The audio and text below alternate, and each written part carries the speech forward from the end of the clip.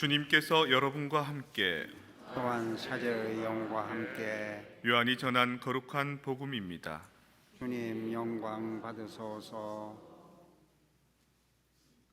그때 예수님께서 길을 가시다가 태어나면서부터 눈먼 사람을 보셨다. 예수님께서는 땅에 침을 뱉고 그것으로 진흙을 개어 그 사람의 눈에 바르신 다음 실로암 못으로 가서 씻으라 하고 그에게 이르셨다. 실로암은 파견된 이라고 번역되는 말이다. 그가 가서 씻고 앞을 보게 되어 돌아왔다. 이웃 사람들이 그리고 그가 전에 거지였던 것을 보아온 사람들이 말하였다. 저 사람은 앉아서 구걸하던 이가 아닌가. 어떤 이들은 그 사람이요 하고 또 어떤 이들은 아니요 그와 닮은 사람이요 하였다. 그 사람은 내가 바로 그 사람입니다 하고 말하였다. 그들은 전에 눈이 멀었던 그 사람을 바리사이들에게 데리고 갔다. 그런데 예수님께서 진흙을 개어 그 사람의 눈을 뜨게 해 주신 날은 안식일이었다. 그래서 바리사이들도 그에게 어떻게 보게 되었는지 다시 물었다. 그는 그분이 제 눈에 진흙을 붙여 주신 다음 제가 씻었더니 보게 되었습니다 하고 대답하였다. 바리사이들 가운데에서 몇몇은 그는 안식일을 지키지 않으므로 하느님에게서 온 사람이 아니요 하고 어떤 이들은 죄인이 어떻게 그런 표징을 일으킬 수 있겠소 하여 그들 사이에 논란이 일어났다. 그리하여 그들이 눈이 멀었던 이에게 다시 물었다. 그가 당신 눈을 뜨게 해주었는데 당신은 그를 어떻게 생각하오? 그러자 그가 대답하였다. 그분은 예언자이십니다. 그러자 그들은 당신은 완전히 죄 중에 태어났으면서 우리를 가르치려고 드는 것이요 하며 그를 밖으로 내쫓아 버렸다. 그가 밖으로 내쫓겼다는 말을 들으신 예수님께서는 그를 만나시자 너는 사람의 아들을 믿느냐 하고 물으셨다. 그 사람이 선생님, 그분이 누구이십니까? 제가 그분을 믿을 수 있도록 말씀해 주십시오 하고 대답하자 예수님께서 그에게 이르셨다. 너는 이미 그를 보았다. 너와 말하는 사람이 바로 그다. 그는 주님, 저는 믿습니다 하며 예수님께 경배하였다. 주님의 말씀입니다. 그리스도님 찬미합니다. 제가 고등학교 때 불교 고등학교를 나왔어요. 조계종 산하에. 그래서 매주 수요일이 되면 그 법회조례 시간이 있습니다. 그러면 이제 애들이 몸을 막 비틀죠. 안에서 불경이 막 그 스피커에서 나오고 목탁 두드리는 소리 나오고 또 거기 불교식의 또 노래가 있습니다. 반야신경도 외우고요. 그랬던 애들이 이제 고3이 되면 대입 시험을 얼마 남겨두지 않으면 그 종교에 관계없이 전부 다 그 법회조례 시간에 손을 모으고 얼마나 간절한지요. 종교란 게 그렇답니다. 마루 종자에 가르칠 교자. 그러니까 사람이 살아가는데 가장 기본적인 사람 노릇을 할 수 있는 교육을 가르치는 게 종교라는 겁니다. 사실은 그 종교에서부터 학교가 나오기도 하고 노동이 나오기도 하고 뭐 하는 것이 나왔거든요.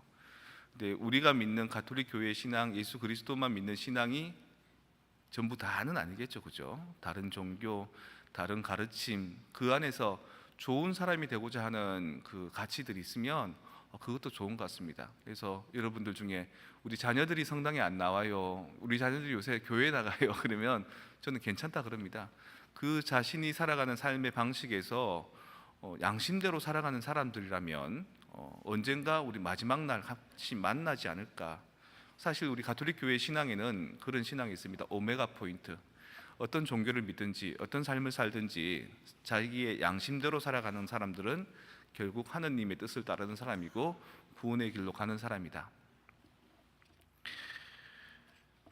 법회조례 때 이제 목탁 소리 들으면 마음이 차분합니다. 그 목탁을 왜 두드린지 아십니까? 목탁은 물고기입니다. 물고기 모양을 만들어서 두드리는 거죠. 왜냐하면 물고기는 잠을 안 자거든요. 물론 잠은 자겠지만 눈을 뜨고 잡니다. 그러니까 물고기처럼 늘 깨어 있어라, 눈 떠라, 이런 겁니다. 오늘 독서와 복음의 말씀이 눈먼 소경이 눈을 뜨는 얘기가 나오고요, 눈을 멀쩡히 뜨고 있어도 겉모습만 보는 것에 대해서 하느님께서 겉모습만 보지 마라, 키 큰 것만 보지 마라.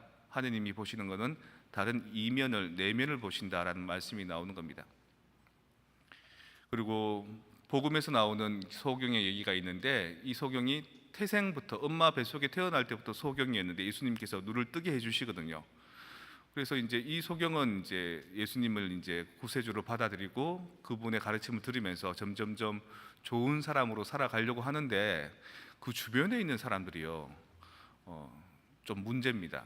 특히 바리사이들이나 그 당시 기득권자들이 뭐가 싫으냐면, 예수라는 사람이 눈먼 소경을 낫게 해주었다, 이게 싫은 겁니다. 그래서 그 눈을 뜨게 된 소경을 불러가지고, 네가 진짜 눈을 떴느냐, 네가 처음부터 눈을 못 본 게 사실이냐, 이걸 막 따져 묻습니다. 그리고 심지어는 그 부모들을 불러서 당신이 낳은 저 자식이 처음부터 눈 못 뜬 거 사실이에요? 뭐 이렇게 막 묻습니다. 부모들이 대답하기가 애매한 거죠. 사실이라 그러고 예수님이 고쳐주셨다 그러면 어떤 그 피해를 당할지 모르니까, 쟤도 어른이니까 제가 하는 말을 들으시면 됩니다, 이러고 쓱 한 발 피합니다. 그만큼 그 주변 정황이 어떠냐면, 눈 먼 소경은 눈을 뜨게 되어서 광명을 얻었는데, 오히려 눈을 뜨고 있는 이 사람들은 그 고집 속에서 어둠 속에 살고 있는 거죠. 우리가 두 눈을 갖고 있고 잘 보는데도 여기 불이 다 꺼졌다고 생각해 보십시오. 캄캄하고 아무것도 보이지 않습니까? 마찬가지로 오늘 복음에서 나오는 이 말씀은 눈을 감았다, 눈을 떴다, 소경이다, 뭐 눈을 뜬 사람이다, 이게 아니라 우리 주변을 얘기하고 있는 겁니다. 이 바리사이들, 또 이 사회들, 옳은 것도 그렇게 보려고 하는, 마치 눈을 뜨고 있지만 눈 감은 거나 마찬가지 같은 이 사회에다가, 그렇다면 우리는 어떨까요? 여러분들은 잘 보이십니까? 여러분들은 눈 뜨고 살고 계십니까? 여러분들은 물고기처럼 늘 눈 뜨고 그 물고기를 상징하는 목탁을 두드리듯이 깨어 있다고 하지만, 정말 깨어서 모든 것이 다 아름답고 깨끗하게 밝게 보이십니까? 그걸 테스트하는 법, 여러분 남편 한번 생각해 보십시오. 여러분 아내 한번 생각해 보십시오. 여러분 자식들 한번 생각해 보십시오. 가슴이 답답합니까?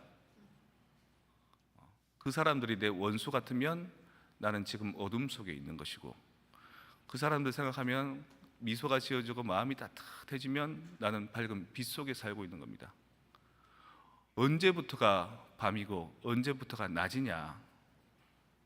내가 같이 살아가는 사람들이 나를 너무 힘들게 하고 못 살게 굴면 그게 어둠인 거죠.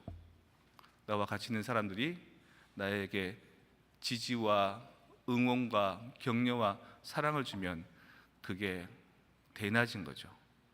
그걸 오늘 예수님께서는 말씀하고 계신 겁니다. 정말 눈 감았다, 눈 떴다, 이게 아니라 눈 뜨고 살아도 내 주변이, 온갖 환경이 막막하고 답답하고 아무도 나를 몰라주면 그게 어둠이다.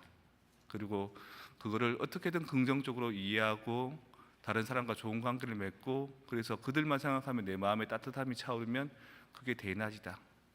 그런 광명을 얻어라. 그게 진정한 부활이다. 그리고 아까도 얘기했지만 그 어둠 속에서부터 밝음으로 나가는 가운데 이런 장미줄 같은 것이 있는 거고, 여명 같은 것이 있는 거고, 어스름이 있는 것이다. 여러분들은 지금 이 정도 옮겨왔는데 어떻게 더 나갈 테냐? 아니면 다시 어둠으로 돌아갈 테냐? 그걸 결심하고 마음 먹고 주변 사람들을 내 원수가 아니라 나의 사랑하는 그들로 만들어 가야지만 우리는 진정 눈 뜨고 살아가는 그런 밝은 대낮 속에 사는 그런 삶을 살 수 있지 않을까요?